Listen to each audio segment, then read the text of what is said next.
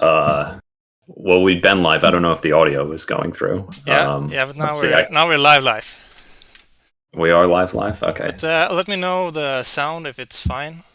Maybe I'll hear Skoomy all is a on. bit loud. I don't know. You could hear it all. Okay. Yeah, they Yeah, could hear us before apparently. yeah. That's fine. That's fine. That's fine. Pro streamer, by the way. Welcome to the last stream before the grand final. I've just got a message. We will have grand final now on Sunday at I think it was 2 p.m. Eastern.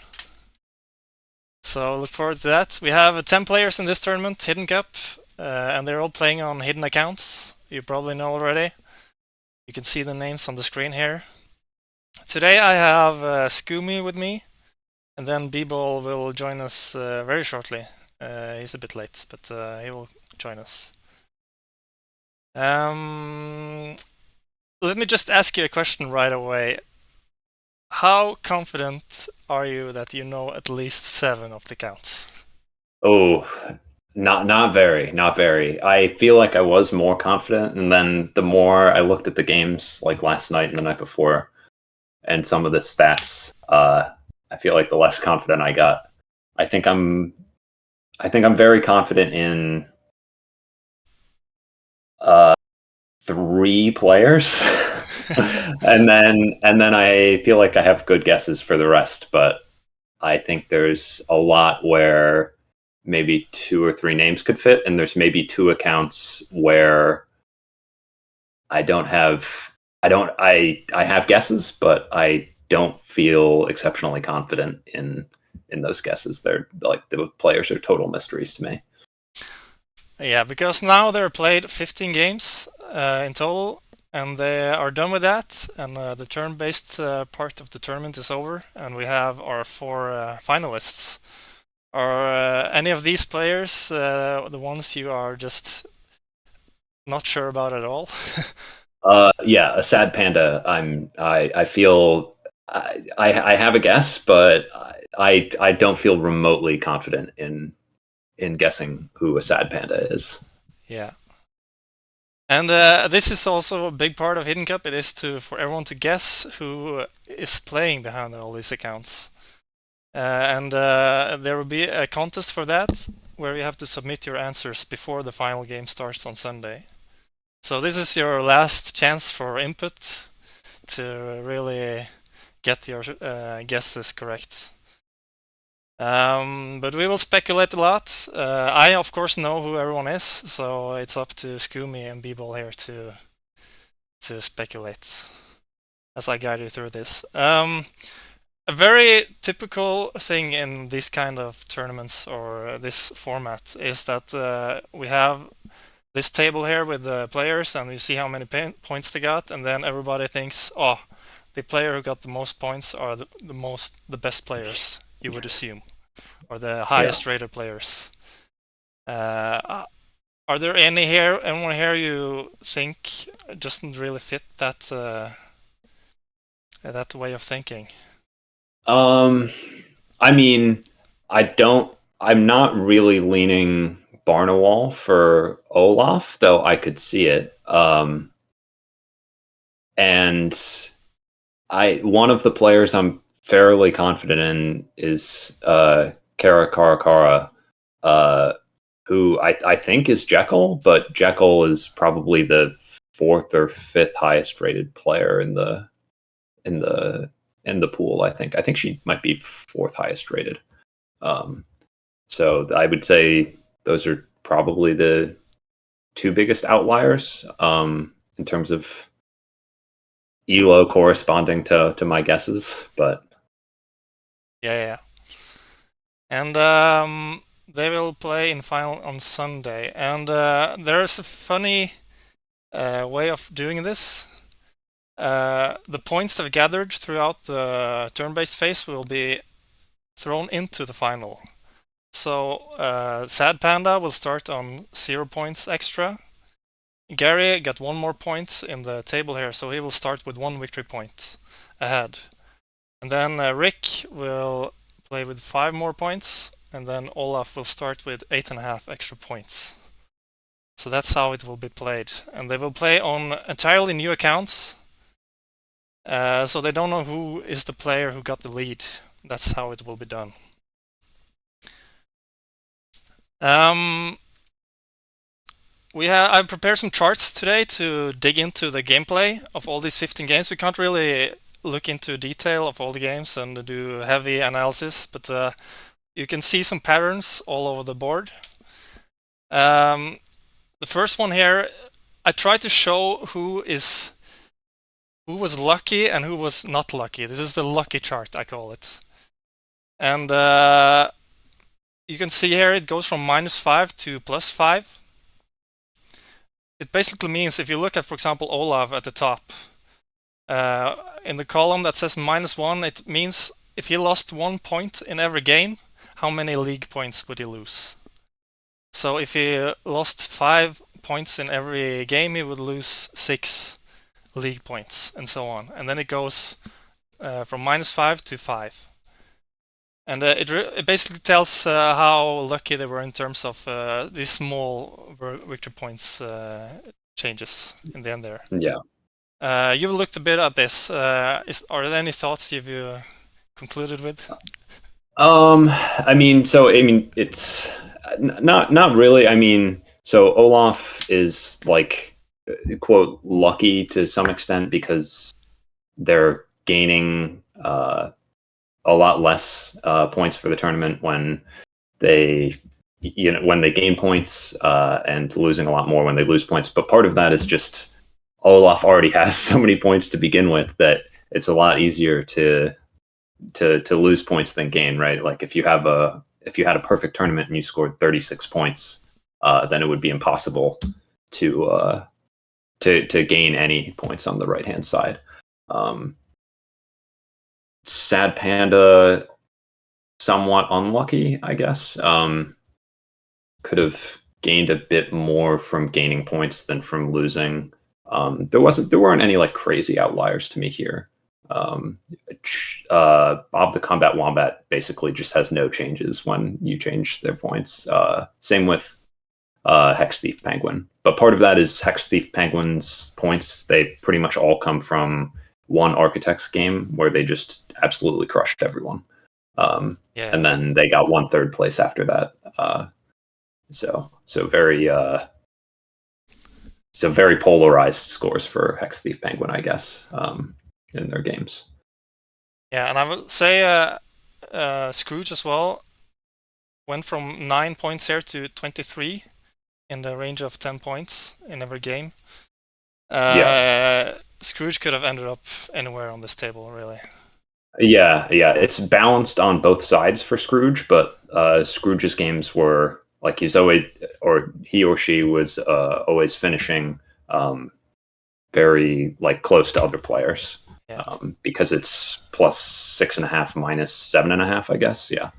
But very unlucky there. Ended up half a point away from qualifying to the final. Yeah. Let's look at town picks. I've just added up all the towns they picked throughout the tournament. Made this chart. You see which ones they prefer over the others. Yeah.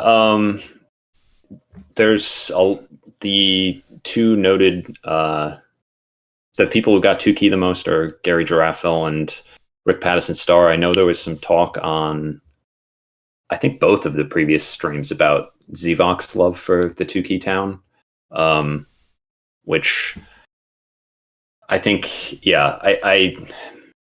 So I think that kind of lines up with a lot of people's guess as Rick Pattison Star's Zivok. I tried to pour through the data of the main accounts for some of this stuff to see if I could like really glean anything from it.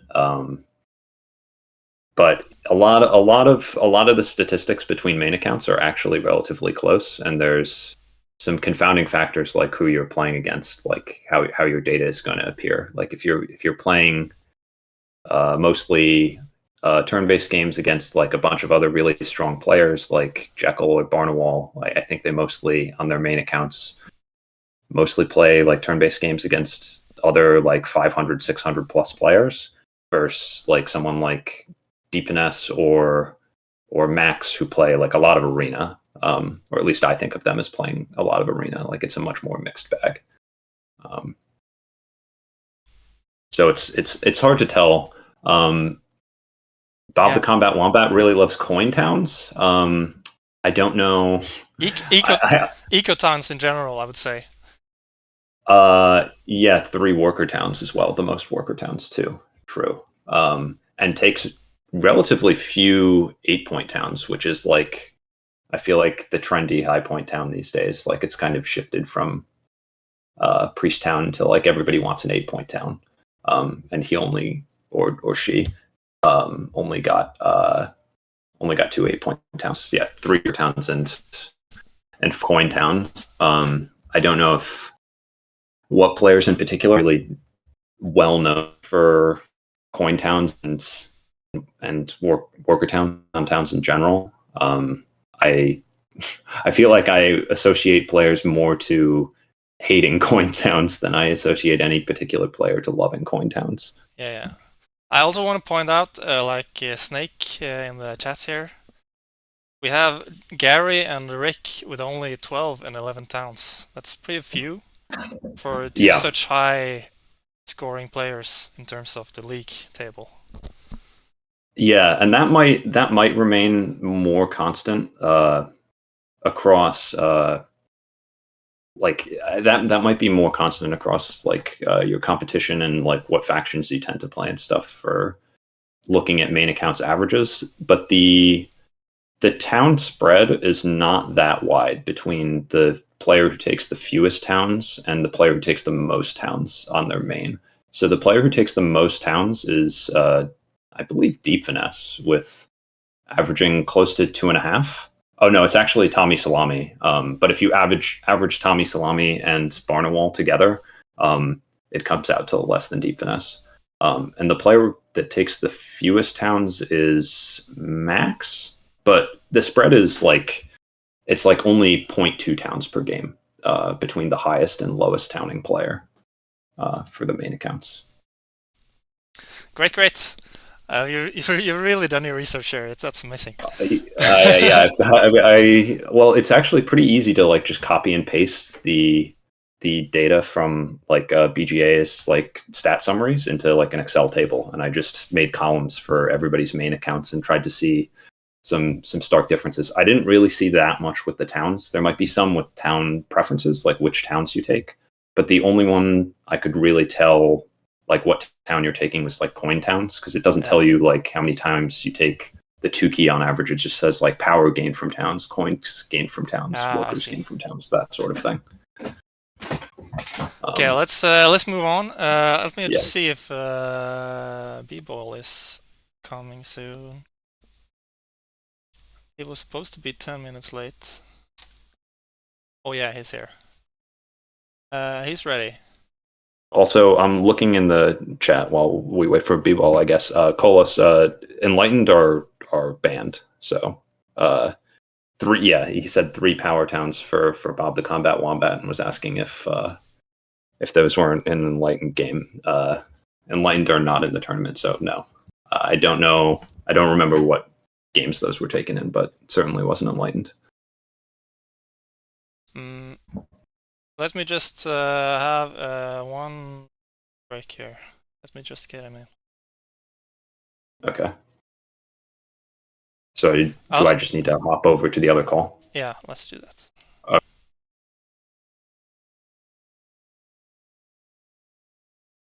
Okay, here we are.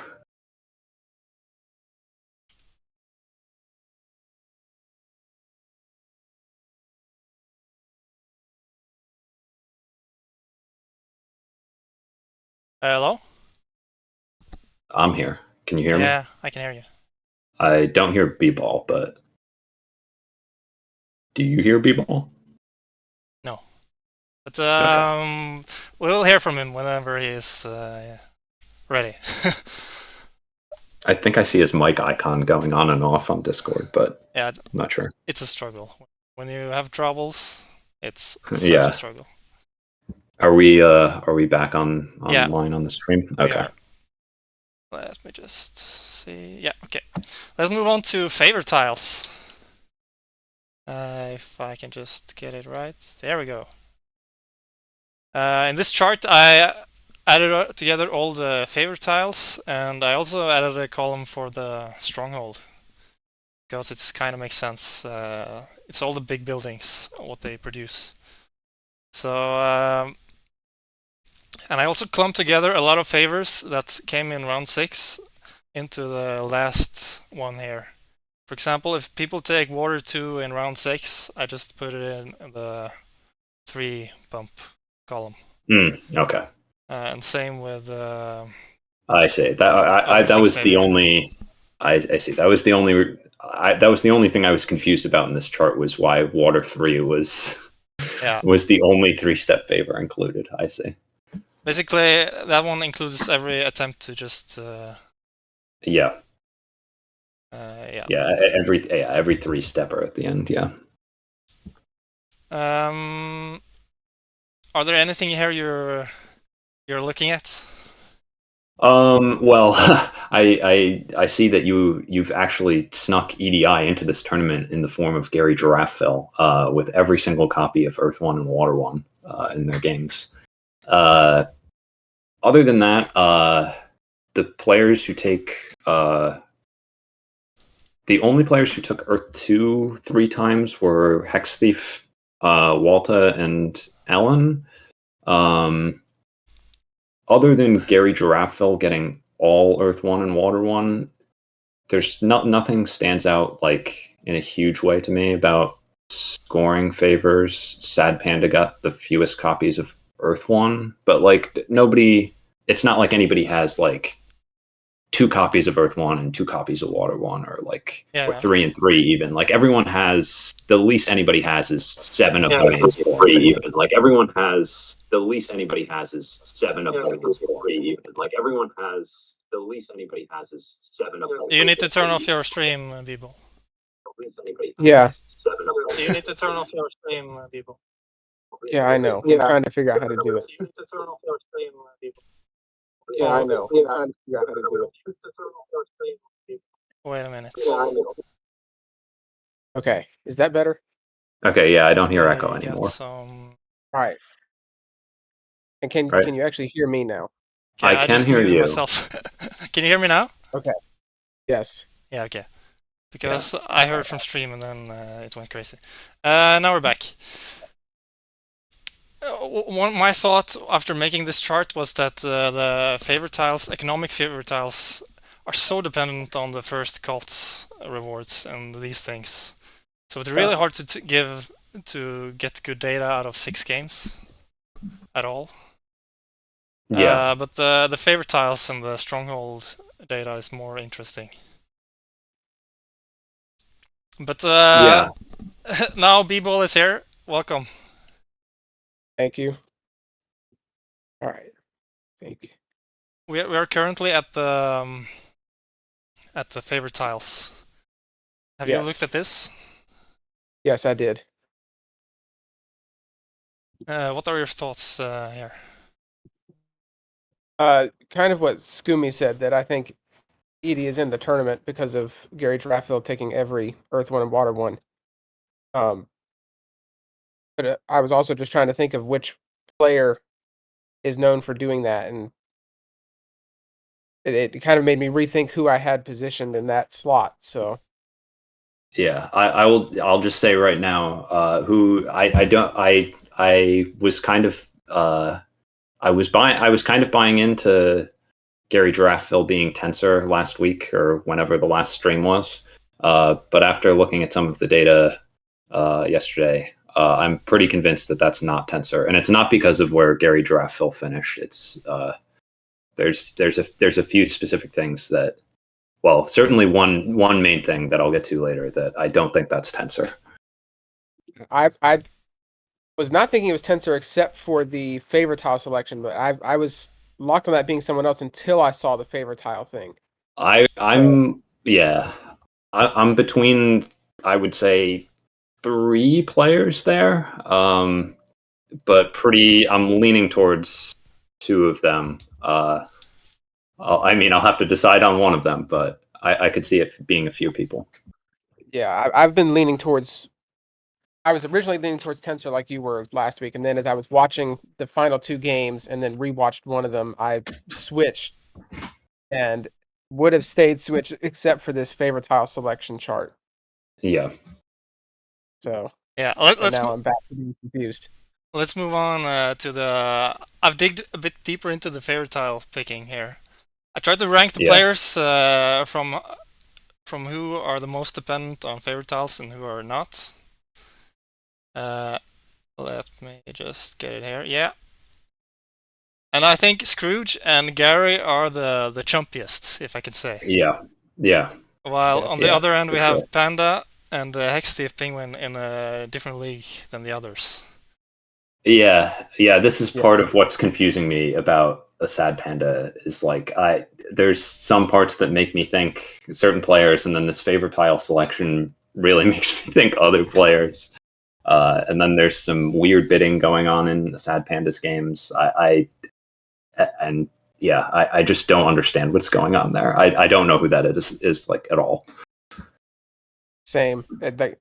There's so many of their things just lean in different directions. It's hard to nail down on one person. And Hex Thief, I have a guess for, though I also kind of have a bit of a dark horse guess that I think based on performance, a lot of people would disagree with. But this crazy econ strategy, like if I'm going to pick like a favorite to be, down the bottom of the list, other than for Hex Thief in particular, I don't know, like it kind of looks like Zevok to me. Obviously it didn't work out for the most part, but you got Earth 2 Nomads, you got Earth 2 Orin. Like if I associate Zevok with one thing, it's Earth 2. 100%. Yeah. And the 2 Keytown. Yeah. Well, Hexthief Penguin, you could see it already from his bidding. That is, it seems like he plays a different game than everyone else. That's all I can say about him. Yeah, there was also some very aggressive bidding from Hex Thief, which I think I could associate to multiple players in fast auction, especially. I think a lot of top players are willing to pay a lot for the faction they want. But yeah, Hex Thief is a bit confusing to me. But like I said, if I'm gonna go for an out there pick for Hex Thief, it's gonna be Zevok, I think. Though I think I'm still in on Zevok being Rick Pattison, but I have been locked on Zevok being Rick Pattison for a very long time. Yeah, I mean that was like one of my first initial guesses just from faction selection and like bidding. I made guesses at the time before I was going to be influenced by other people, and that was one of my guesses then, and one of the ones that's remained more constant, which I guess is also part of the reason I've got Jekyll as Kara still. I don't know. I was on Jekyll being Kara kind of from the beginning. Nothing to do with the name, but just like faction selection, bidding, and like early playstyle, I thought kind of reminded me of like what I know about Jekyll's games. And I just haven't really seen a reason to change it other than the performance, the way the performance actually wound up. There were a couple others too that have remained unchanged, but yeah, I've been kind of on Rick Pattison since the beginning. Well, some patterns I've seen here is that Ellen really likes to take economic fever tiles round 1 into Earth 1 round 2 or round 3. That's like very pattern there. Yeah, I still haven't moved from Ellen being Hawaii. The like when I looked at the stats at the end too, seems to match up. I thought it was Hawaii based on initial faction selection and placements and bidding. I haven't really felt that this was anyone else ever. I don't know about you, B-Ball. The playstyle seemed pretty similar to Halai also. Just Yeah. watching what was going on, this felt like Halai Yeah. the entire way. And Halai doesn't score that much from favors overall. Ellen's not scoring that much from favors. Like, pretty economic. Plays these ice factions. Like, yeah, this just, I don't know. I've never moved off of Halai here. Yeah. Okay, is there anything more here you want to talk about in this chart specifically? I don't think so. I mean, I think it's important to like remember. I think it's important to remember these like bottom three and these top three in terms of level of chumpiness for later. But yeah, for now, I think I'm fine moving on. I don't know about you people. Same. Yeah, let's go to scoring. Here every column lives its own life in terms of blue and red. You can see who got the most points in every column, and the least. That's the red and blue. Yeah. For example, and every column is sum of all the 6 games, other than the first one, which is average starting VP. Go on, bball. I was just making sure that the leftmost column was average starting victory points. Yeah, that's great. Yeah, and the unfortunate bit about BGA is the BGA stats is you really can't get anything from average starting VP for the main accounts, because it used to be 30 for standard auction, right? Like, used to be the starting VP. Some people play some games with adjusted starting VP or standard VP or whatever. So like that data is just going to be a mess. So I didn't even bother looking at that for the main accounts. I did look at like who seemed to be willing to pay the most here. I don't know if I have a great feel for how all of the main accounts are like willing to pay up or not. I don't know about you, bball. Just from playing against some of them, I know that I have seen George bid aggressively for certain factions before playing against him. That's the one that I remembered when this was discussed earlier as being willing to pay a lot. Yeah. That was the only one that really stuck out to me. Hex Thief, although Hex Thief starts on quite a bit higher average VP than Bob the Combat Wombat. Hex Thief also bid down to like 8 VP for Yetis one time or something like that. So Hex Thief also was willing to go very aggressive. And it didn't work out well. It did not work out well. Bob the Combat Wombat, again, that's one of the few players that I've just like never really moved off of. I thought it was George at the beginning. Continued thinking it's George. I looked at like the stats and everything yesterday, and looked at each of the games, and I kind of just still think it's George. I had moved off of George for a little while, but then I saw this and saw the area scoring and decided, this is George. Yeah, 100%. Like, I don't think there's any convincing me that this is not George. Just like there's no convincing me that Ellen is not Halai. Like, if I'm wrong, I'm wrong. But yeah, I'm with you on that. Some things I want to point out is, for example, Ellen, I got 106 points from initial scoring. Like, no, not initial, but faction scoring. So Ellen really likes factions that gives points that no one else can get. That just still feels like Halai. Yeah, that's. I mean, he's commented before how he loves factions like Witches that have, you know, many game plans, and he's well known to love Ice Maidens and Darklings. This just screams that these are things that he likes to do. Yeah. As far as area scoring, there's like huge discrepancies here in like how many area points they got, but it's on such a small sample of games.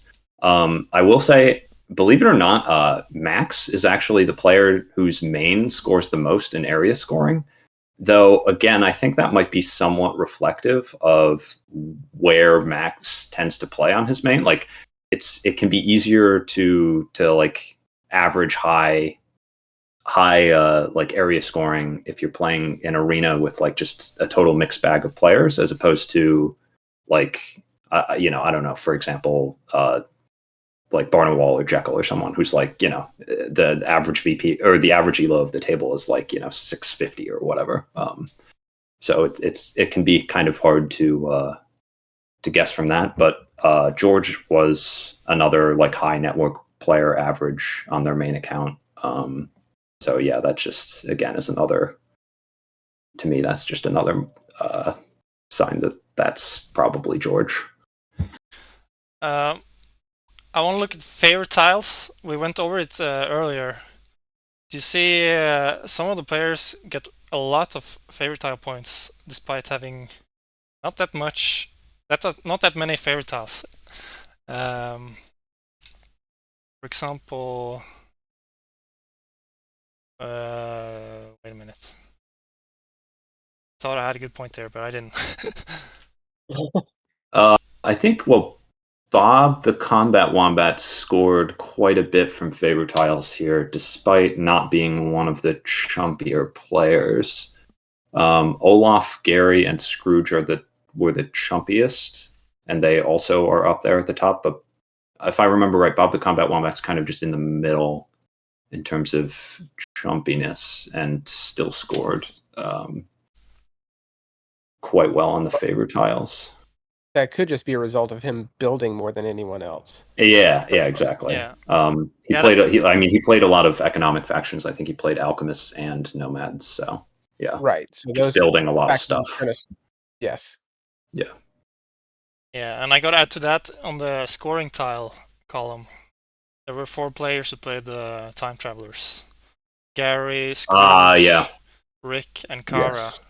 Yeah. And for example, Scrooge, with only 180 points from scoring tiles after playing the Time Travelers, is so low. Yeah. Town points. Gary Giraffeville got very few town points. Wow. Though, if I remember right, I forget how many towns they made, but they scored very little from the towns. Were they the one who averaged fewer than 2 towns? Gary and Rick had the fewest towns. Okay. While Bob has the most by far. So. Yeah. Okay. So that makes sense. We looked at that before, pretty much. The only more thing I want to talk about here really is the power situation. Bob got super good trades on power, and Kara too, even though there was so little power for the bird. Yeah. Kara did not get enough leech. It seems like either that or declined too much leech. But I didn't go on a deep enough dive to see what level of leech was being declined by these players. But yeah, Kara really did not get enough leech here. And yeah, but Bob got a whole bunch. Ellen also got quite a bit and paid quite a bit for it. That sounds like Halai. Yeah, which again, Halai is really the only outlier there in terms of the main accounts. When I looked at how much VP was paid for leech, if I remember right, Halai was really the only like large outlier there. Like Halai was way more willing to pay for leech than like all of the other main accounts. And he's noted as saying in other chats like he accepts all power. Like he accepts everything. Yeah. Figures it out later. Well, yes, the one thing that never changes is everyone thinks Ellen is the lie. Yeah, we got so much evidence, it seems, compared to the other accounts. But yeah, fair watch enough. Ellen's not a lie. Let's move on to the games. There are 15 games. We cannot talk too much about them, but we will go through them as quick as we can. Here you can see the bidding, the ending scores, and the pass tiles. And at the bottom you can see rounds, the first initial dwelling placements, then round 1 and 2. Then later you can see as well round 3, 4, and 5, and then we have round 6 up in the corner here. So this is game 2, which was the first one to finish. Do you have any thoughts from this game? So my main thoughts from this game, I mean, incredible economic game from Hex Thief Penguin. It was, they did not wind up doing so well overall in the tournament, but this game I thought was really like very strong. Obviously, like they won by quite a bit, but I thought it was a really impressive showing. But really, my takeaway from this game is still, I have no idea what a Sad Panda was doing in auction. Like I obviously they're very strong. They made it to the finals.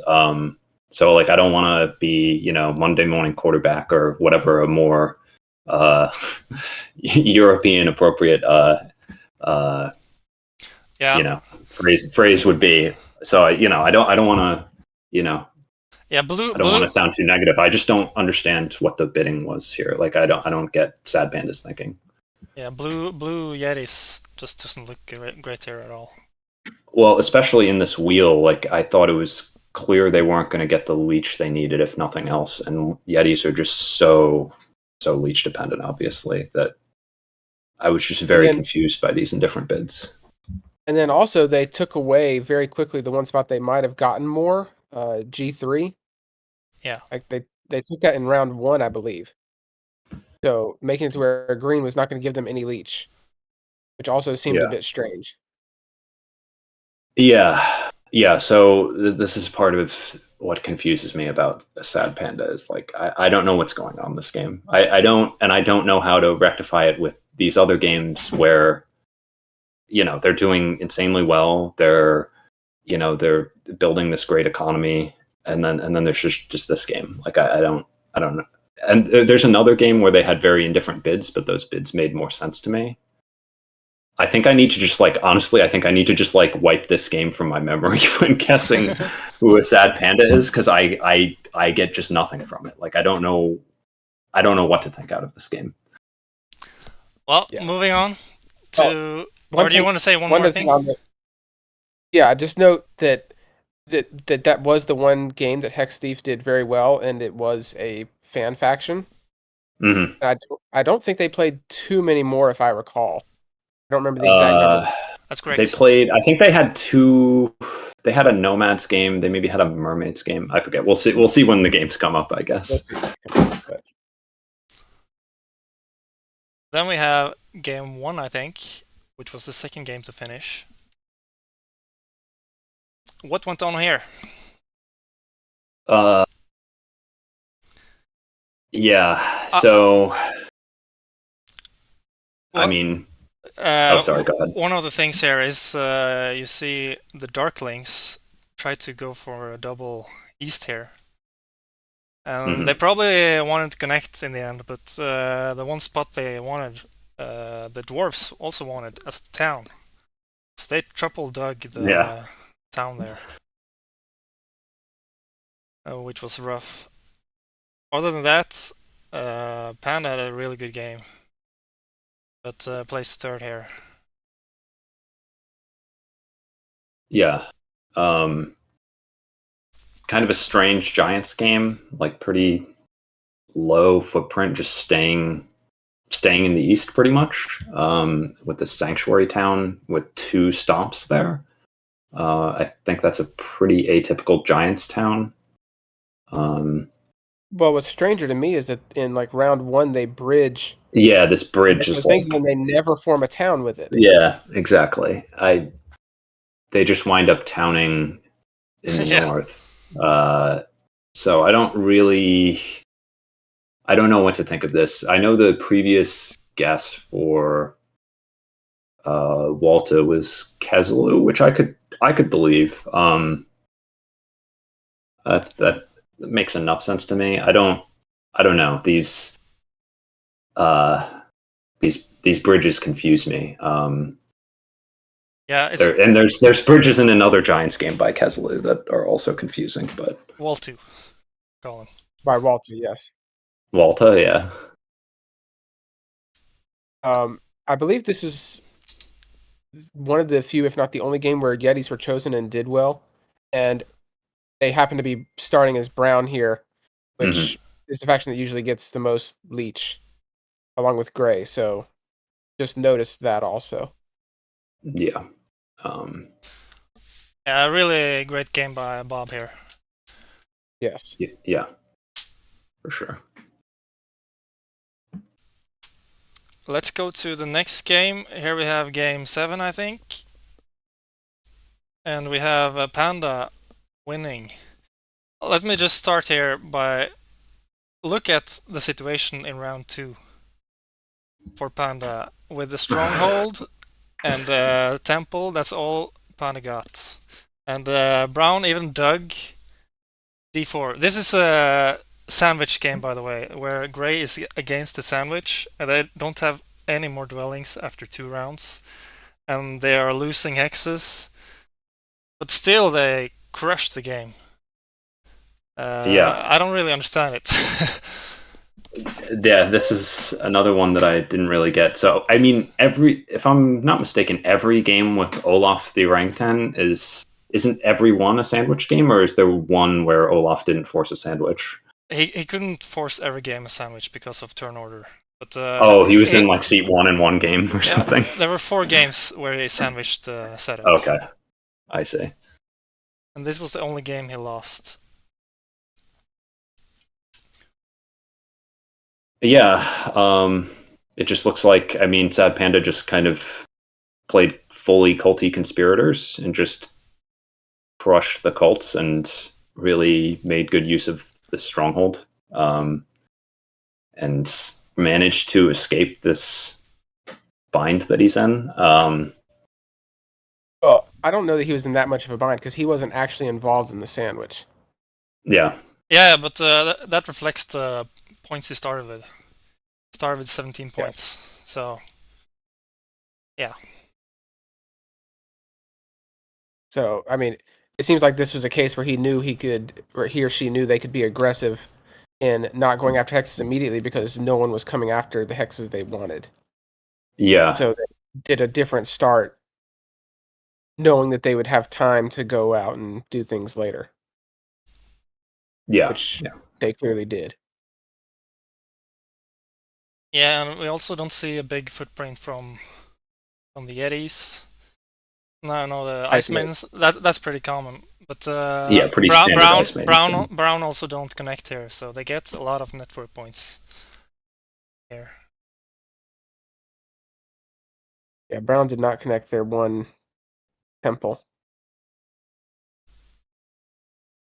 Yeah, I mean, it's a pretty tough wheel for Brown to connect in now, like with Black in the game and Mermaids, especially Mermaids, if I remember right, started on H4 or whatever, right? Yeah. Yes. Yeah. So like Brown's connection angle was pretty rough from the beginning, it seemed like. Well, I mean, E8 was left open even at the very end, so yeah, you could make a northern connection, true.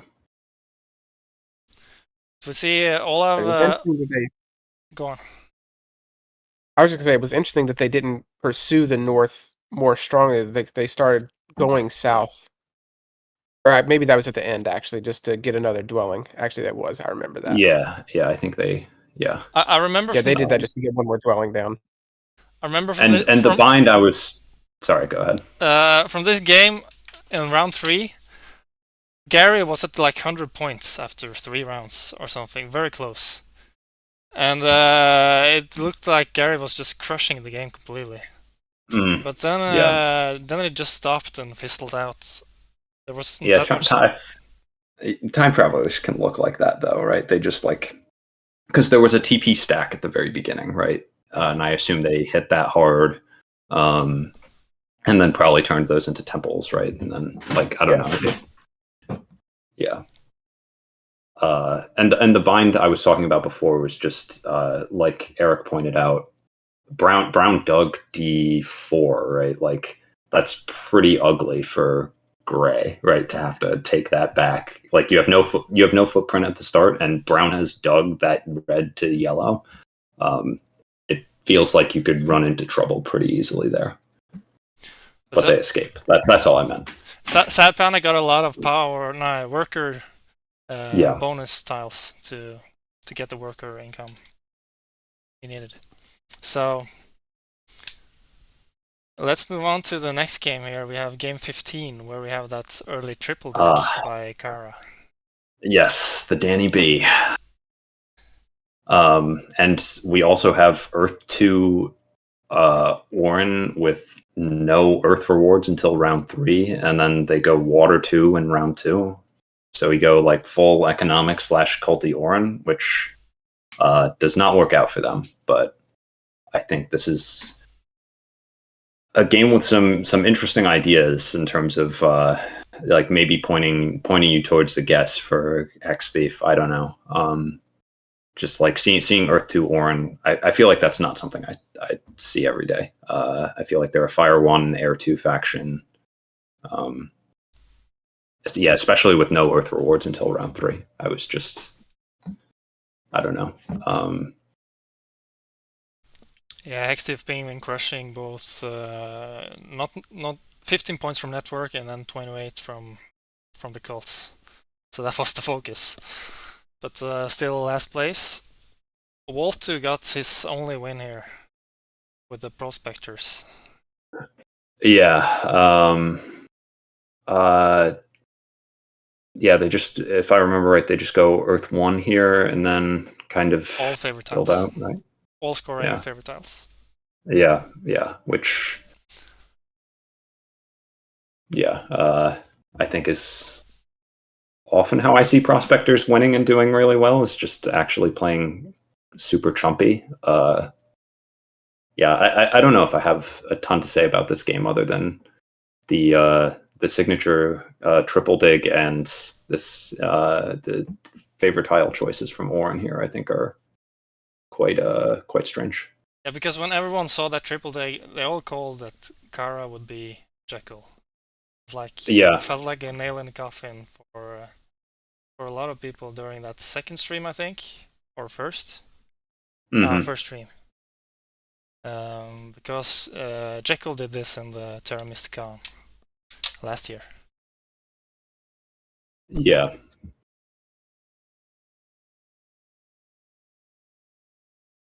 Should we move on? Yeah, I don't know if I have anything else about that game. Well, this is a funny game. Game 12. Where do we start? We have... Oh, yeah, this one, yeah. Yes, this game was interesting at the start. This one is what I think. This game is what's shaping my image of Gary Giraffeville.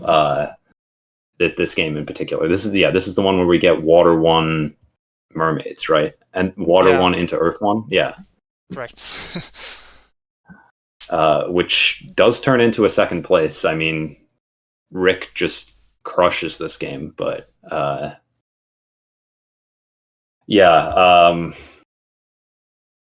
Ellen, or should I say Halai, is just, doing some reasonably standard looking Ice Maiden stuff, right? Yes. I would say this is a somewhat standard trash game, right? With just this 2-ship dwelling rush. Architects, making standard architects towns. But yeah, this mermaids game, it's something to behold, I think. Well, the architect start was also very interesting. I don't know if you remember what they did. I remember. Oh yeah, they did. Oh, did they worker dig? Yeah, they did 2 hard digs. That's right. Yeah, because they started on the big building tile and then they took the workers' actions to do another hard dig. Yeah. Yes. I forgot about that. Yes. Yeah. They took a workers' action and started on big buildings. I assume the thought was, well, I guess the confusing thing here is what seat were they in? They were. Oh, that's hard to say. Because if they were in seat 1 and single spade was still on the table, I mean, architects are 3-9, so even if you don't start on a power tile and you get no leech. The single spade was taken from them. Okay, so they weren't in seat 1. Okay, so the single spade had gone. Yeah, so the reasoning I assume was Chash acted after them. They really wanted e7, and they thought Chash might take that instead of dwelling rushing. I thought the first dig might have actually been c5. I don't remember the order of it. Yeah, it was c5 first. Yeah. Okay. Yeah, I think c5 was first, and then they hard dug and took e7 after that. Because c5 is under greater threat from Chash wanting to dwelling rush, I guess. Yeah. Yeah, so I guess the thought is just you really want both of those hexes. Single spade is gone, and you see you can do it with 2 hard digs, and you feel like it's worth it. I mean, it didn't wind up working out, but I understand the thought behind it. I understand it also, but that just seems like a very strange strategy. It did not win. Yes. It is very strange. I can't say I've ever done 2 hard digs in round 1, but I get the thought. I get the thought. But I gotta add to that Bob did so many hard digs in all his games. It was like before round 4. I think he maybe got 5 or 6 hard digs and still crushed so many network points. So I'm fascinated. All I can say. Interesting.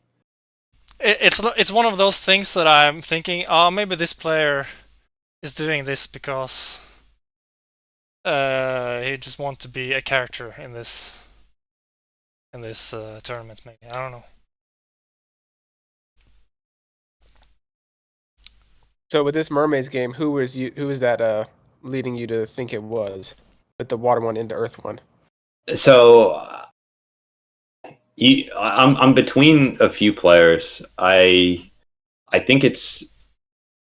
I could see it being Max. I could see it being Deep Finesse. I could see it being. I don't think it's Barnawal. I mean, I guess it could be like it's a very like interesting chumpy line that worked out really well. And I think of like Deep Finesse as being kind of a like for a higher level player as being like kind of chumpy, like just really being quite good at getting Earth 1. I mean, in this case, it's Water 1, and managing to like just be like a real expert at managing leech, so that like he just gets a booming economy anyways. I think somebody said this on a prior stream, either on the stream or in chat. Somebody said, I think like I think of Deep Finesse as just being like like his thing is getting Earth 1 and just managing to get like an economy that explodes. Yes, he does.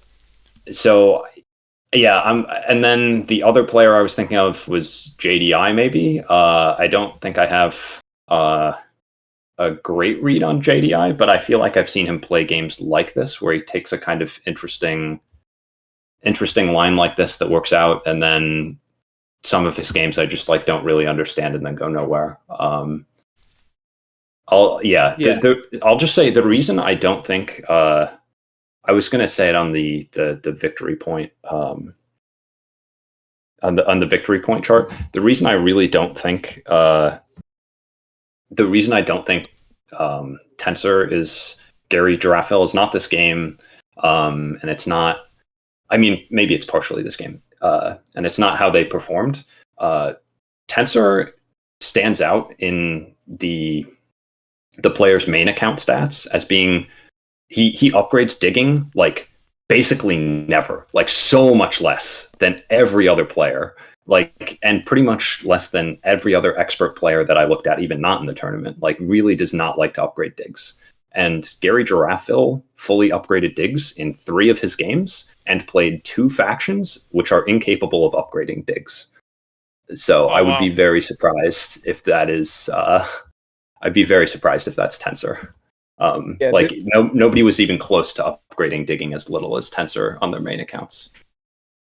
Yeah, this game I've seen Deep Finesse do the water one into earth one thing, but usually he does it with goats, which were Ah, banned here. But I've seen yes. him do that in other games also. Never this early, but definitely seen him do it, and I think that it enabled him to get the water reward in round one, Yeah. and he would be interested in that since it's a priest. I know he very much likes doing that as mermaids in round one. Yeah. Yeah. So that this is not the mermaids game that really makes me think it's Deep Finesse, but I'm leaning very hard in that direction. So that's your guess for Gary is Deep Finesse. Yes, I see. yes. The other mermaids game is what is leading me. There's a couple things that are making me second guess it, but other mermaids game almost locked it in for me. Okay. We'll come to that one later. Yep. This is game 9. Here we have a two-way tie for firsts between Olaf and Scrooge. A very close game as well. Heartbreaker Yeah. for both Panda and Ellen here. Yes. Yeah. Another sandwich. No, not the sandwich this time. From Yeah, because Olaf games. because Ellen is on brown Yetis, right? Yeah. Yeah. Yes. Yeah. So no sandwich, just two across from each other. Yeah. Which we know Max, I believe we said, likes to do. Yeah. I think that was part of the reasoning for thinking why Max was sad panda. There's just some other things that don't really like. I don't think I have a great read on Max's game, but there were some things about a sad panda's game that made me, in particular, not think it was Max. But I just don't really have great guesses there. Standard-ish looking placements at the start here, I guess. The notable thing is Sad Panda goes south with conspirators instead of locking themselves in on what's that hex F5. Well, I think they know that the G hex is going to get taken from them by Worm pretty quickly. Yeah, exactly. So it's even worse than it normally is since Worm are just going to snap that. So you're truly going to just strand a dwelling or a temple or whatever there. You have like no hope of making a town out of it or anything. So they choose to go south.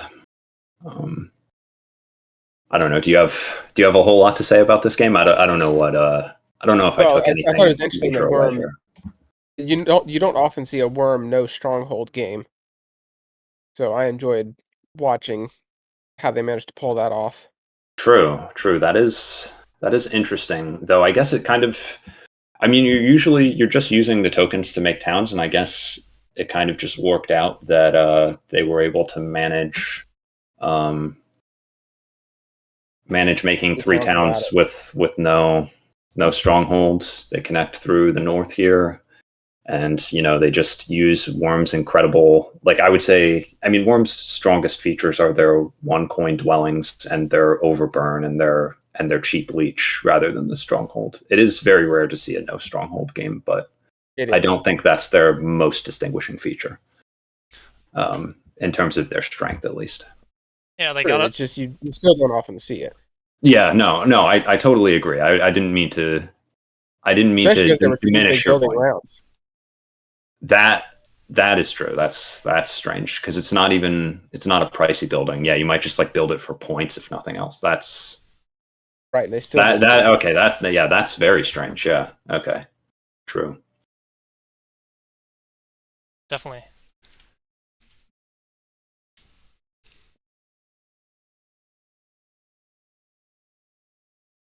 And it's also noteworthy they didn't go digging, and they still managed these three towns with like quite a few digs, really. Right, and also like if you don't build a stronghold, then surely at some point you might risk burn burning below too many power tokens. True. And I don't think they did, if I recall. At least not until the end. Yeah. So that was also interesting. Like they just kept all their power tokens the whole time. It was definitely a different Worm game played here. For sure. Also, maybe there's something to be said that, like, I don't know how notable it is that they start G5. Like, I don't know if you would expect them to normally start E10 and like have a bit of an easier route to the north for connection, and maybe just like play a little friendlier, but then you get so much more leech on G5. I don't know if there's anything. I think G5 is pretty standard. Yeah, from what I've seen. I just mean in this one that might have surprised particular me wheel. was G5. Yeah. But I guess they had that plan to connect that way very early. Yeah. Oh, Yeah. And when I think of center start for Worm, it's getting that brown spot in the middle. That's so golden that they can't get here.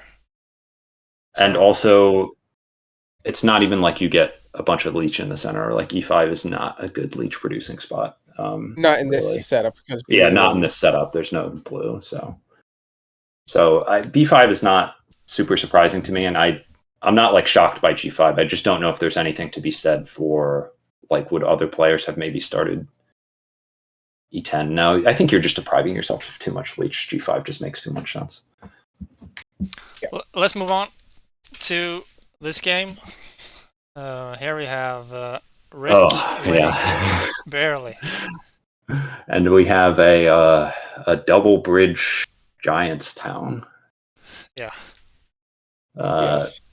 In the first 2 rounds, if I'm not mistaken, right? To hit the town rounds, was that, if I'm right? Yes. Yeah, correct. Yeah, that was the... Yeah.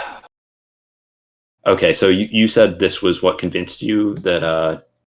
oh, no, sorry, this is not Gary's other... This is Scrooge on Mermaids. This is Scrooge on Mermaids. I saw Gary at the top, and yeah. Was this the one where there was one where Gary was very smart at the end and managing to get... I don't think it was this one. But had to do a specific thing to get the points that they got, but I don't think it was this game.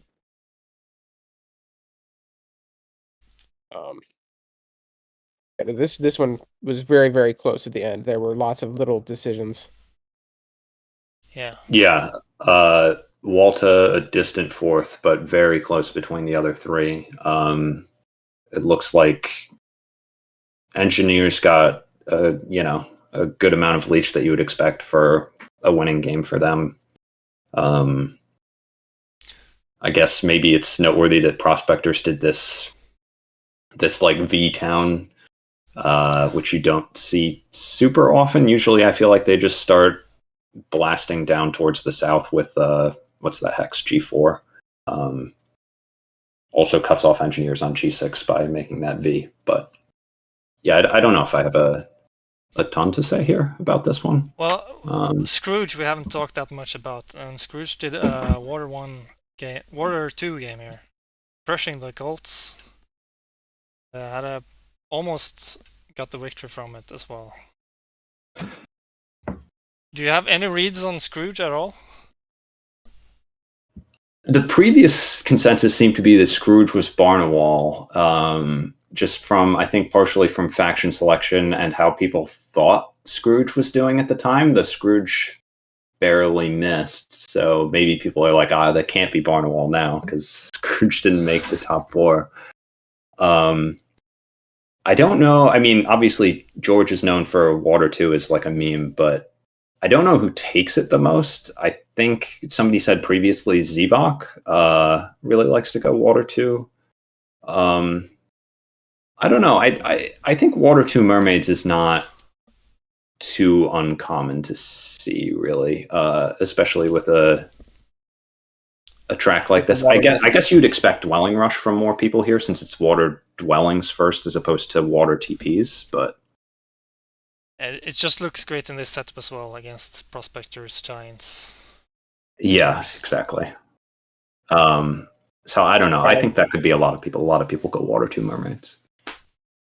What about you, B-Ball? What do you get a read out of it? I didn't get much of a read out of it. Like it, the more interesting thing was Prospectors cutting off Engineers in the east.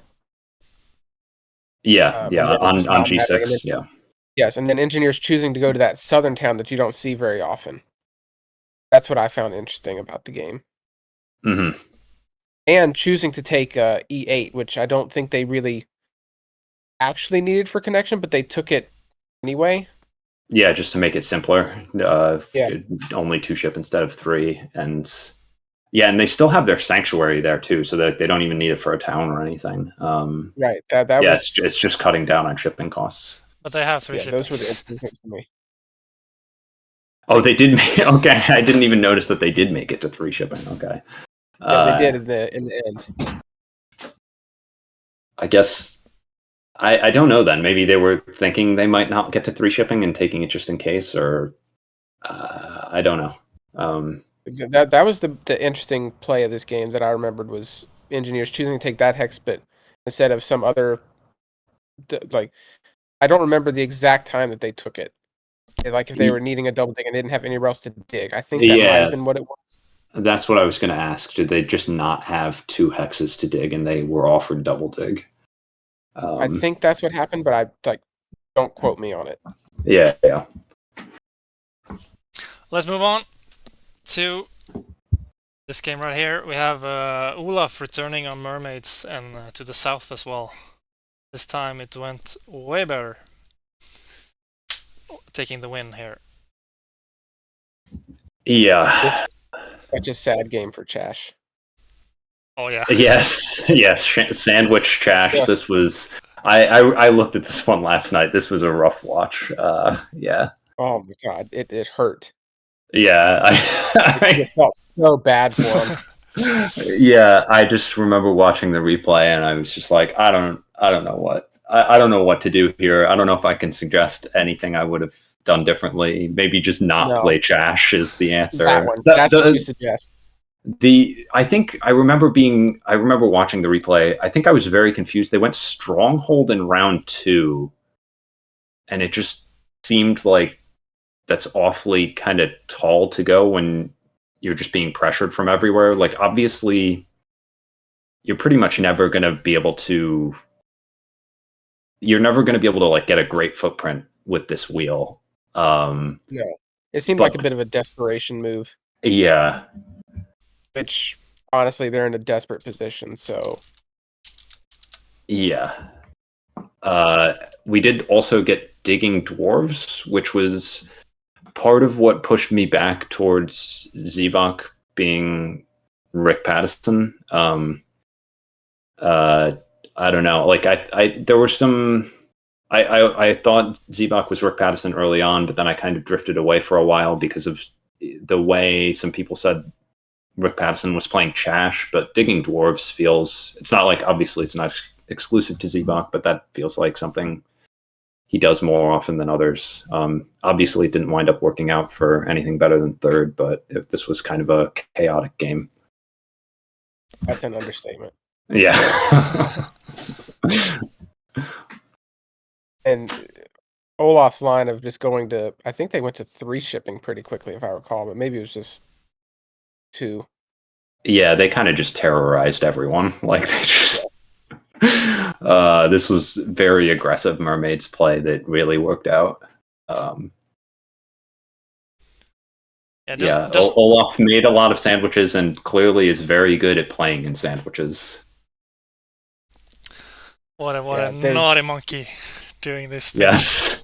I know Barnawall has recently liked doing that, and I know in the past Deep Finesse really liked doing that. I think Deep Finesse has since gone away from that a bit. Yeah. My coming into the stream, I thought Deep Finesse might be Gary. The other person I thought was Olaf. I thought Olaf had a decent chance. Those are the two that I've been wrestling between. Yeah. But again, I'm glad we're on the same page. How could we possibly be wrong? Exactly. Yeah, no, I can't see any world in which we guess incorrectly. Nope. Yeah. Yeah, just a game of pure chaos, and then Kara playing opposite the sandwich, doing well on time travelers here, but not enough to secure the win with how much VP did they pay? They were down to 14. Yeah.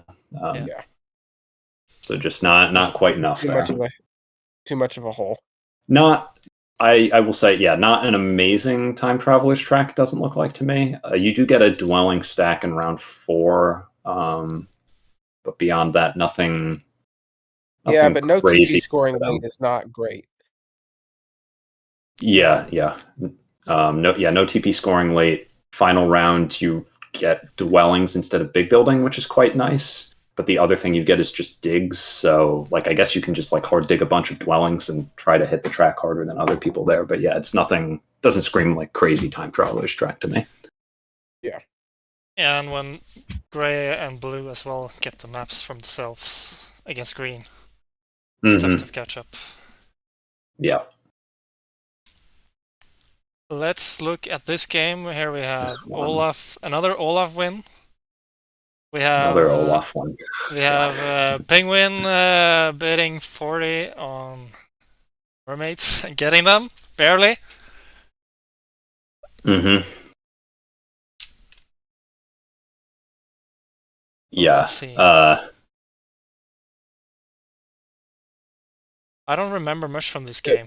It wasn't that notable. I remember the first time I was watching the end of this game, and I was sure that Rick was going to finish second and Ellen third because of in-game things they could do, but I went back and recalculated like 5 times and finally figured out where my math was slightly wrong and realized Rick could only ever be a tie for second. I see. That's what I remember when this game was just staring at the ending for a good 30 minutes trying to figure out my math was and taking a long.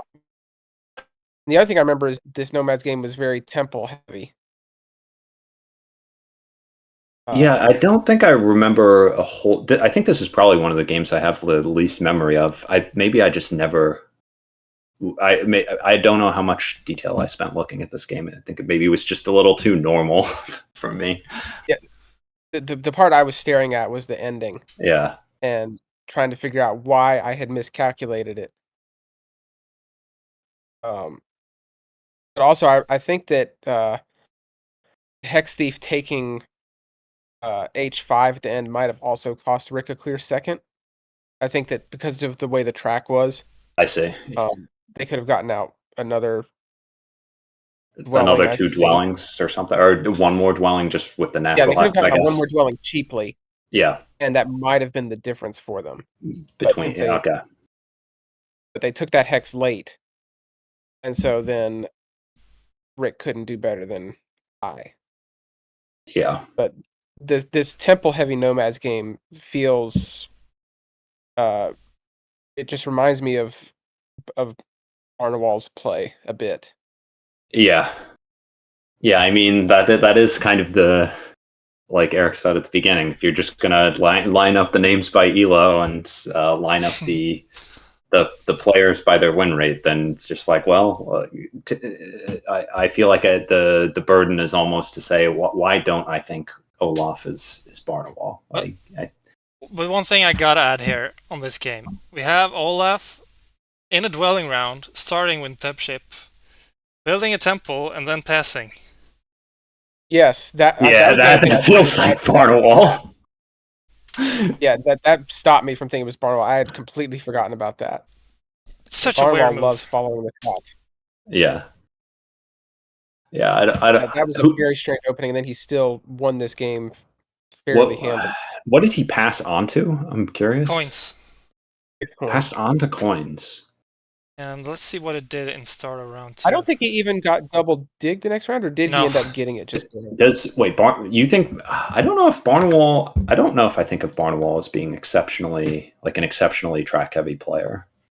But maybe that's just what nerd said. This was not playing the track. It was a dwelling round, and they didn't build dwellings.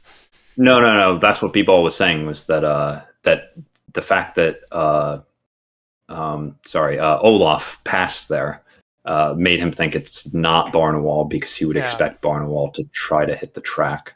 Although I think maybe he was 4th seat and had gotten both the spade actions taken from him. Yeah, Barnawal is kind of, I mean, looking at the did get those stats, spade actions main taken from them. account, Barnwell is kind of average, slightly above average for this group of players. Though surprisingly, there's like less variation in average track points. Yeah. Ondas also said this. For the main accounts than you'd expect. It's like the highest is like 30.3 and the lowest is basically 28. So there's not a huge spread. I don't know. Like this kind of like bizarre early pass that I don't understand that just results in a win. I don't know. It makes me. It doesn't feel like Zivok, that's for sure to me.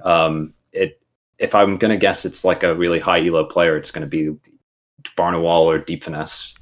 I think those are the two players I think who would make a pass that I just like don't understand. And it's like, you're on temp shift, you can hit dwellings, and they just pass because they want coins that bad. And then again, I think that the spade actions got taken from them before they could do anything with them. Yeah, but still, as I recall. Yeah, and then only single dig in round 2. Yeah, that was the thing. Is like I think they were expecting to be able to get double dig, and then they weren't given the leech they thought they would get. I see. And okay, one other notable thing. I don't know if single spade was still available for Olaf there. Deep Finesse hates the single spade action more than any other player, like by so much. Like Deep Finesse takes like so few single spade actions. Tensor averages by far the most single spade actions. This is again on the main accounts. Tensor averages like nearly 1.5 single spades a game, and Deep Finesse averages like 0.5. Just like on principle refuses to take single spade. Is what it seems like. He'll just like pass and wait for double dig or hard dig or whatever. He like does not like single spade. Well, that's interesting. Is interesting. I just want to talk about this Rick Patterson game as well. Starting all the way in the east and getting just one very ugly town. Yeah. So weird. Not connecting. Yeah, it seems like part of me was surprised they didn't just try to do double east and just wait for Ice Maidens to come join them and build around them. It's just valuing the leech, I guess. Yeah. It is a great leech spot over there. And allows them to hit the track hard, I guess. I don't know. At least there's no town scoring round, so your time travelers, you just try to smash the track as hard as possible. And I guess the mindset is I go where the leech is, try to get as much leech as possible so I can crush the track. And there's no town round, so I don't care about towns enough to really force to. Yeah. Let's move on to another game. I don't think we have too many left. Here we have the Alchemist game, where Rick Patterson won with dwarfs. And went digging again. 2 digging dwarf games from Rick Patterson. Was this the one? No, this is not the one I was thinking of. There was one, the other dwarves game, Rick Patterson like immediately single dug, tunneled to like G2 or something. But that was the chaotic one with Cash. Yeah, that was the chaos game. Yeah, not chaos. The chaotic game with the sandwich, and here they have a much friendlier wheel. Yeah, well, I guess they're still. Yeah, I guess they're still on a sandwich, but it's a bit better of a sandwich to be in. And they're not actually the sandwich faction. I just mean they're part of a sandwich. They weren't the sandwich faction before either. Trash was the sandwich, true. Yeah. But yeah, just part of a sandwich again. So you got, a bunch of hex aggression. But this is a bit friendlier since it's giants. Yeah, and typically dwarves want to go south and giants want to go north. Yeah. As opposed to the mess that was that Trash Mermaids game. Another thing to bring up here is Panda got a really good game here with no scoring favors before round 5. And then and then picked up Earth 1 and Air 1. Yeah. So Earth 1 just floated until round 5, and Rick Pattison just missed out on it, I assume, because they went Earth 2, spammed dwellings, and then Water 1 was worth more to them, so it just floated forever. Yeah. And I was trying to say earlier, Giants were sad here. They got bridge blocked. Yeah. I'm sorry. Yeah. Yes. Which I guess if they get that bridge, they probably get third. It's a pretty close I game. think they definitely get third, and they're close to second. Yeah, they might get second. It might have been enough resources where they were able to do one more thing or something. Yeah. But it's a trade-off for passing early. Or people maybe passed early to get that bridge, so it's hard to say. Yeah, Archivist went Stronghold, and yeah, which followed the track, and there were a bunch of scoring tiles in, so nothing crazy there other than the lack of scoring favors until the end. There were a bunch of pass tiles. Looking at the track, I mean, they didn't have a tempo round, and so they just followed the track. Yeah, just follow the track, and there were, if I'm not mistaken, all of the scoring pass tiles except dwellings were in. So you can just like farm shipping scoring, farm big building scoring as much as possible, and try to hit the track. Like they were farming trading post scoring. Oh my god. That's the one that they were on twice. And then actually in the last round they weren't on. Oh yeah. Round 3 they got on TP scoring, round 5 they got on TP scoring. Round 4 they got on shipping scoring. Okay, so they actually never got on big building scoring. Yeah, very interesting. That's an interesting game. Is there anything to say about this Alchemist game? I don't know. I don't think I have anything to say. It looks like standard enough Alchemist play to me, right? You go Stronghold in the Stronghold round, you build Temple, you get your Earth 1 going, you get Water 1 later. Yeah. You make your towns, I don't know. It looks standard enough to me. The other thing about Archivists is that they actually did end up playing somewhat culty. For them, at least. I mean, they did win a cult. 12 cult points for them. Yeah. I mean, it can happen at the end when, I mean, like, if you don't go digging, which they didn't, they just went all they did was 2 shipping, no digging, and not even 3 ship. So they just had a bunch of priests left over to kind of do nothing else with other than turn into workers. Did they take a 3-step favor? I don't know. No. But like you're against giants and alchemists who are not really culty at all, though actually alchemists were alchemists. Oh yeah, okay, I misread. Yeah. Yeah, I mean dwarves didn't even get that many cult points against 3 non-culty factions. It's pretty weird. Yeah, I mean, I guess dwarves atypically use some of their priests to go digging too, so that's part of it.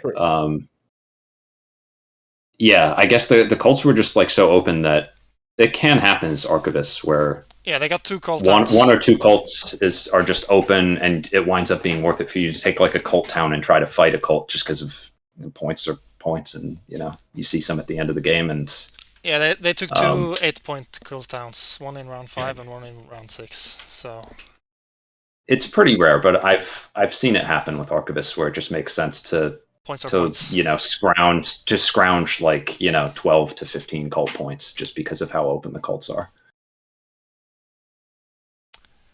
Okay, we've got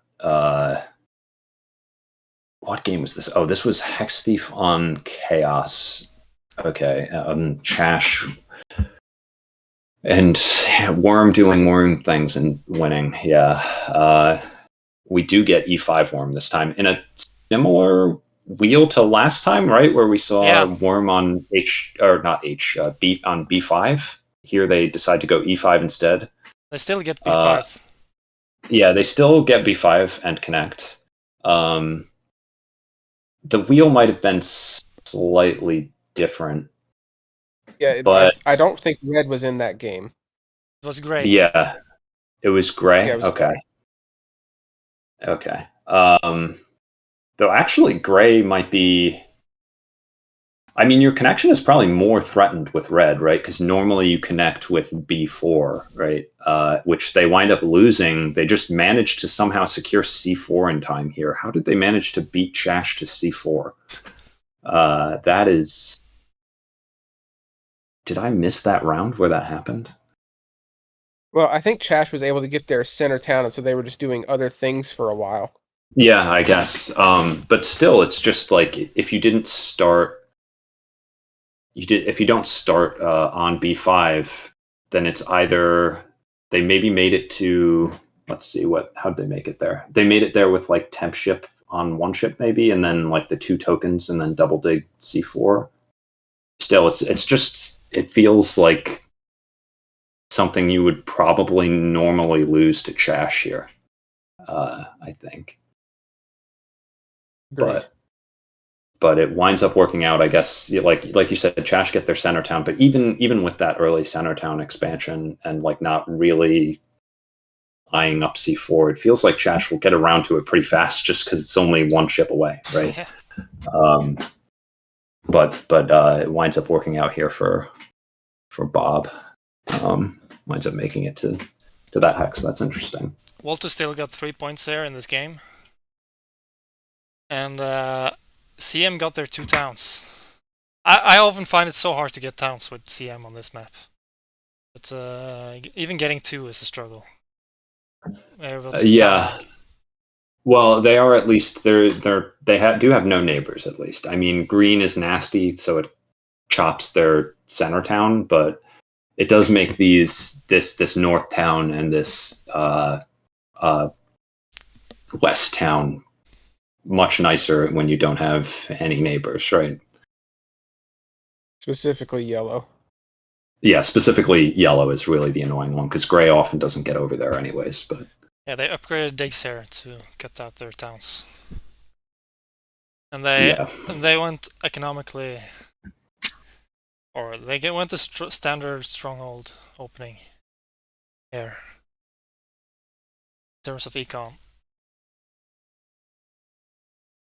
But still last place. But Children of the Worm with town rounds in round 6, they are just so good. And then they get connection here as well. They got Max Leech as well. Yeah, I mean, they're just so strong. I think they're either the strongest faction in the game or second strongest. It's them and Goats for me. They're so incredibly strong. Their economies are just insane. Yeah, and they got a bunch of leech here. They built a bunch of 1-coin dwellings. They connect. They get Earth 1. They get Water 1. Town round 6, like you said, it's just everything is just going really well. Yeah, I have to say with Bob, it looked very good for him early on. It looked like he would win 2 games. Mm-hmm. And then I just assumed he would get at least 6 more points, and I thought that would be enough to get into the top 4. But also, it didn't work out.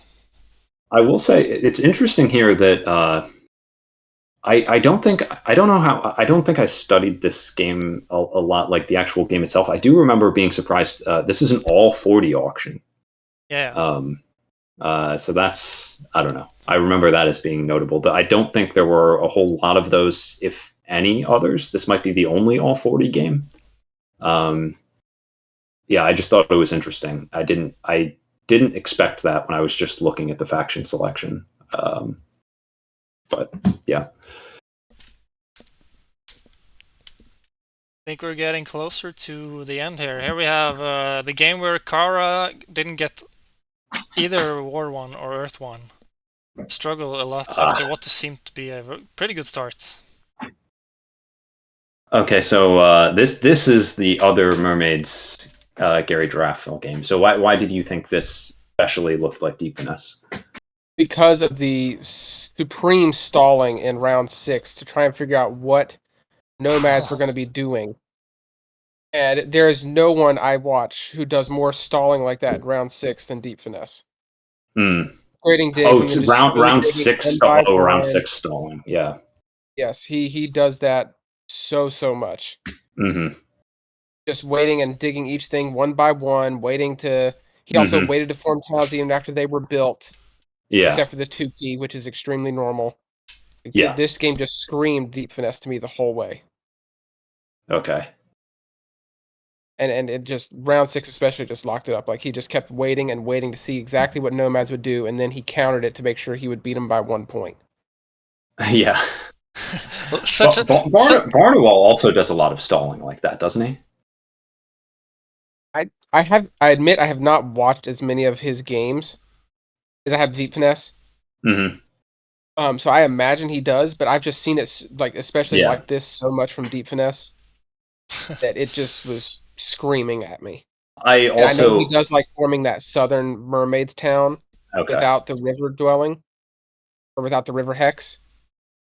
So yeah, it just seemed very deep finesse-y. Yeah, and I will say I would lean deep finesse over Barnwell for Gary Giraffeld, partially just because there's some other players who I have fewer candidates for who I think Barnwell could be one of the candidates, and I feel like I just need to have him like fill out one of those spots. But yeah, I can see that, like this like slow playing at the end and the town spot, sure. But doesn't wind up winning. Sad Panda, incredible Chash game here. I think Chash in general are just so underbidded in this tournament. This was one of the first games after their buff. Yeah. But they still started with 40 points in so many games. And oh my god. Oh, okay. I think they're so good. I don't think people quite understand how much the 2-coin income is worth yet. Or they didn't at that point. I think some people maybe understand now. I think it was substantially undervalued at the time. I think they're I mean, at this point, maybe I'm still undervaluing them, but I would put them like just below like the top set of factions like Worm, Goats, Cultists, etc. Like I'd put them up there with like Engineers and like other really resilient, or well, I guess Engineers aren't so resilient, but like really, really strong economic factions like Engineers. We need to finish sooner. But go on. I was just gonna say the only other thing that said deep finesse was that he does like to get the early, like getting that early town as Gary in that last game with mermaids did not also seemed like a deep finesse kind of thing to do. Like everyone was talking about the double west start, and knowing that he could get that town did seem like a deep finesse thing to do with yellow being in the game. Okay, yeah. I also love how he connected on only 1 shipping and still got zero network points. Gary here. Did he get 0? Yeah. Oh, yeah, that's right, he did. Yeah. That's right, both of his last 2 games to finish, he got 0 network. But yeah, it was very right as you said. He stalled so much, and like a predator looking at its prey falling asleep, he just stuck. He just took that to second place with 1 point. It's I did not expect Gary to get any points from this game after looking how it looked like, but he got the crucial neighbor in the south there. It really helped. Yes. And then we move on. Let's just see how many more games are there.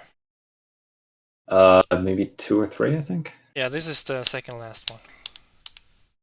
Okay, which one's this one? This one's the one that Gary crushes as Archivist. So the one thing I'll say about this is maybe his opinion maybe his like bid behavior and like how he values Archivists has changed.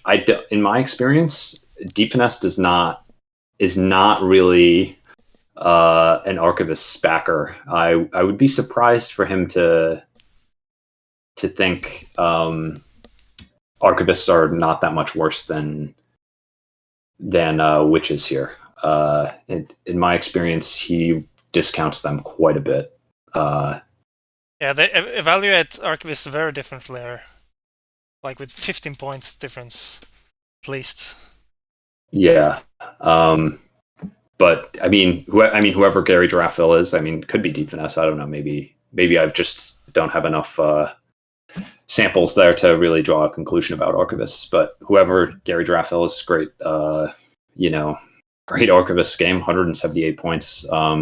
Looks like they hit the pass tiles pretty hard. They templed Earth 1, which is, and then built the stronghold in round 3, which I think is often a good line for archivists, is just to chump round 1 and then build the stronghold in like round 3 or 4. Round 4 is pretty late, but I've done it before. But round 3 is quite nice, I think. Gets your economy going.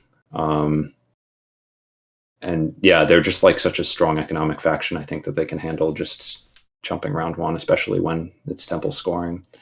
And I love that last town they got in the east there. Getting all the way up there and digging down. Yeah. Oof, beautiful. Yeah. Yeah, so even with chumping and not building their stronghold till round 3, they still managed to get full shipping and full digging and get this crazy town in the east, like you said. Yeah, super interesting game. It on the note of Gary being deep finesse, like we were commenting, like he's able to take Earth 1 and then still get a booming economy. Mm-hmm. So like I agree that he typically undervalues archivists, but I don't think he undervalues them as much as he used to. Maybe. Okay. All right. I think some of the top players figured out kind of how to play them, and so I think they've started valuing them a bit more highly. Yeah, fair enough. The bids were also just like relatively indifferent from Gary there. Not just archivists. There's just not much of a spread there, which yes. I don't know if that's a deep finesse thing or not in fast auction. I don't know if I've ever even played against him with fast auction on. I don't think I'd ever seen him play fast auction before this tournament, and since we don't know who he was, we can't really say. Okay, yeah. All right. I don't know if I have anything else to say about that game. I was impressed by Gary Giraffil's game. I don't know. Who decides to play archivists is interesting to me, but I don't know. Anything else interesting to you about this one? Scrooge. He's still a mystery, I would say. For yes, the South Stardust Prospectors was interesting. Did we see it twice, or was this the only time we saw that? I thought there was a game where maybe only one. That was the only one? I thought Kara might have gone South Prospectors or something, but I think I'm just mixing up games. Still loses the race to the yellow G4.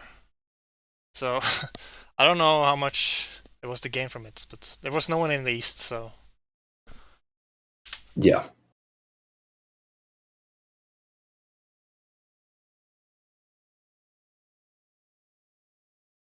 Starting with 2 big building tiles in the first 3 rounds as well.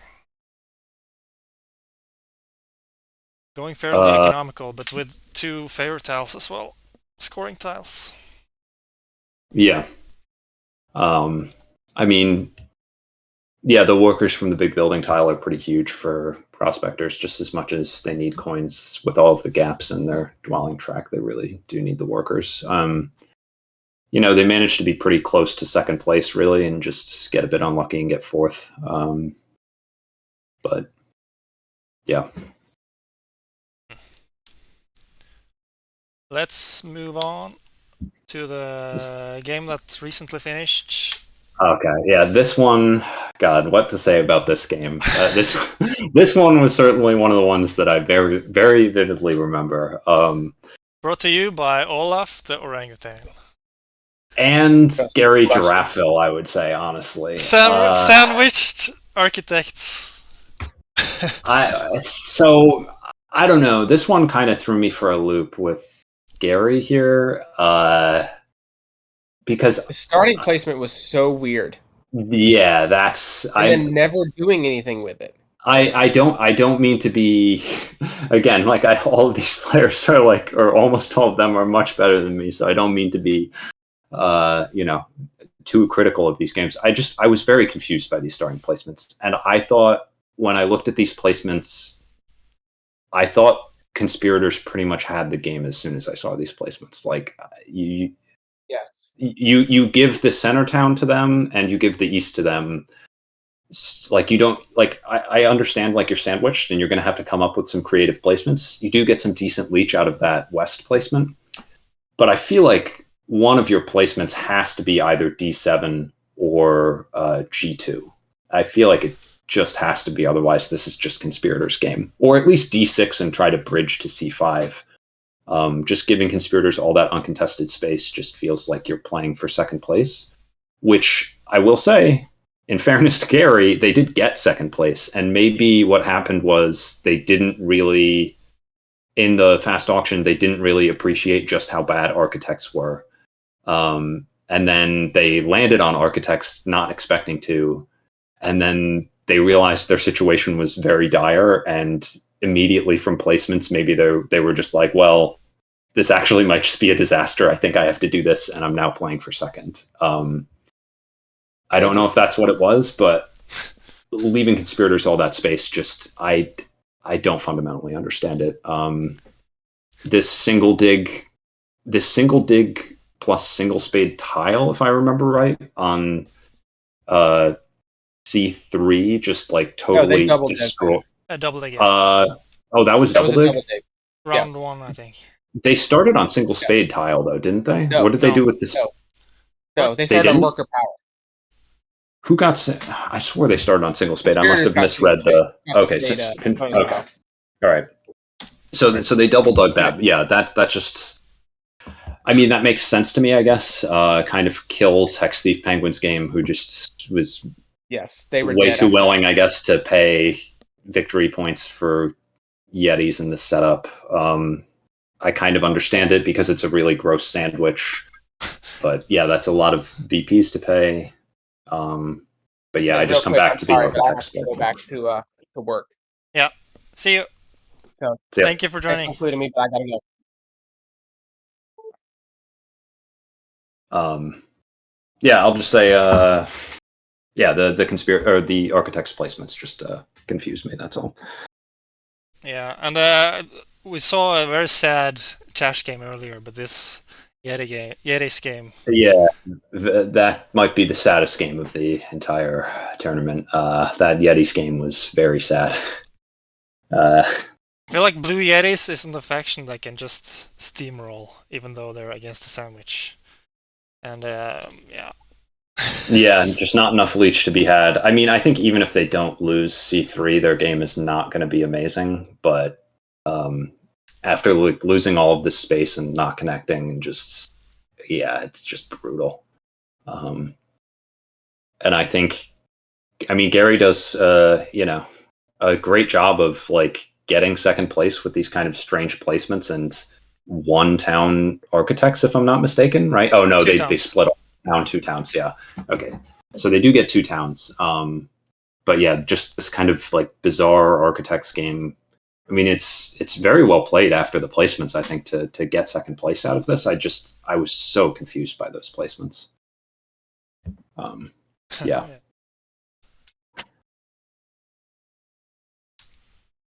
And then we have the last game. Here we have. First thing that struck me when I was looking at this game is the Olaf got 2 temples after 2 rounds, and nothing more. And a bridge, of course. Playing very slow, and then starting to double dig the brown B2, and then slowly forming a town. Yeah.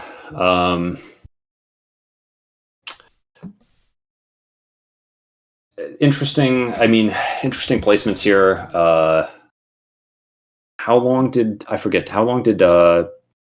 Bob get stranded in the east for there? It looks like until round. They got. What is that, round 3 or round 4? Well, when did they get a neighbor there? Round 5. They got a neighbor. Round 5. Okay, yeah. So they get stranded there for a long time, and like you said, they're just slowly forming a town over there. Pretty close between everyone who's not Scrooge. Scrooge, let's see. Only picks up Water 1, no Earth 1 for them, but manages to win this game by quite a lot. Not much on Colt's 15 network.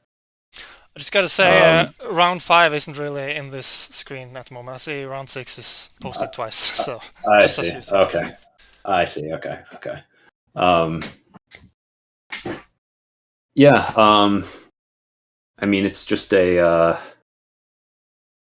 it's like a classic 3-town mermaids game, I guess. But there was triple shipping at the start into not much happening in round 2. They picked up Fire 1, and then they went for dig upgrades to dig, for example, the red one, D6, making a very silly town. But crushing this game. Yeah, I do remember that very silly town with D6 was that was a sight to behold. But yeah, that very silly town, and yeah, the early shipping. Other than that, yeah, relatively classic in terms of where they are. Other than the D6 hex, but yeah, pretty. I would say pretty normal mermaids gameplay. Other than the weird D6 town and the early shipping, but that's certainly something of note. I don't know if I would associate either of those moves to a particular player, but yeah, pretty close game outside of mermaids here. Yeah. And we see in round 6, you can't really see round 5 here, but at the start of round 6, both Kara and Olaf had so much resources. They were really pushing for that TP round 6, and scored so much. I think they both scored close to 60 points in round 6. Oof. So it was, and it lasted forever, this game, and it was so close between Bob, Kara, and Olaf, and all these points matter. Yeah, it was interesting. Yeah, I think if I remember right, if Bob gets second here, he would be in the final, right? He needed 4 points in these last 2 games. Yeah, he needed second place. He was close to getting a second place in this game. And barely didn't, and then he gets only 4th here. Yeah, but not super far off. I just mean, like, it was still. I mean, 5 points is like, it's probably clear to you in a turn-based game that you're going to be 4th, because 5 points is enough to, for that to just be clear to count out. But it's not like Bob was getting crushed in this game either. So pretty close. And Olaf also got 2 very important points here that he will carry into the final, which is on Sunday. Okay. And so on Sunday we will have the grand finals. It will be Fickles and 2 co-commentators. Who was it again? Let me just check. He's got 2 co-casters. Or 1. Nerdcube? Is Nerdcube casting? Maybe I don't know if he's casting at all, but he's at least hosting, and it's Rondrice and Melison will be there. Okay. I don't know if Fickles will talk as well, but he scheduled it at least. Okay, I see. So that's Sunday, and before the final, everyone has to submit their predictions, and then there will be like 5 minutes before we start. It's cut off, and you need to submit before that. And then after the final, we will have a reveal of all the players, who they are, and we will have some reactions and some maybe a winner's interview as well. We'll see. Okay. So I hope you all look forward to that. And that's all I wanted to say today. Okay. Thanks for having me. Yeah, thank you for joining. You had great input. So. Well, I tried my best. I couldn't remember the exact details of every game, but I tried to remember all of them as best I could. Hopefully something was to be gained out of that. Yeah. Thank you very much, and thank you all for watching. See you in the final.